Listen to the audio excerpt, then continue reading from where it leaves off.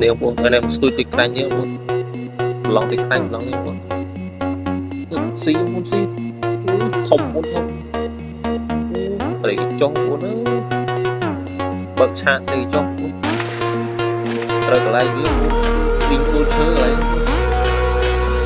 được cho cô chơi còn đó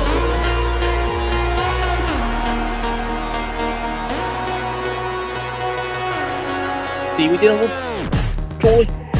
còn này không kia trong đó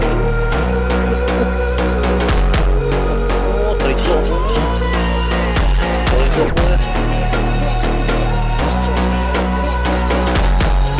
lúc lúc nó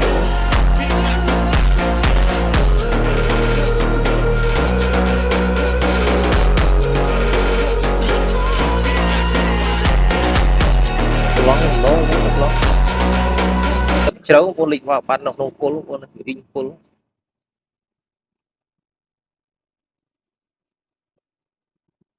sim tiêu chỗ ô này chỗ lịch trái nhau luôn lương nó của nó này tộc tộc nó luôn lúc lúc